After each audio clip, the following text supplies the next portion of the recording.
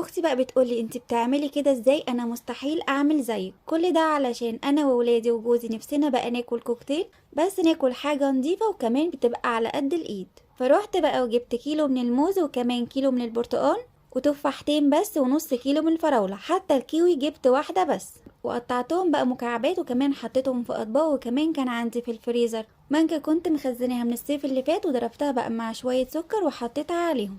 جبت بقى كل ده ب60 جنيه، وانا قال لي طبق بره ب30 جنيه، يعني انا كده وفرت. وكمان كان فايض مننا موز وبرتقان وكمان فراولة، يعني لو ما كنتش مخزنة مانجا ممكن بقى بالباقي الفراولة دي نعمل منها عصير كمان. فكنت بقى بحكي لها وبقول لها، فبتقول لي بقى هو انت ما بتتكسفيش؟ انا مستحيل اعمل كده ولا حتى اروح عند الراجل واطلب بقى منه الكميات دي، انا اتكسف جدا. انا الصراحه مش عارفه هو ايه اللي يكسف، ما كل بقى بالميزان وانا هديله حق. هو احنا يعني لازم لما يكون نفسنا في حاجه نجيب بقى كميات كتير واحنا مش محتاجينها؟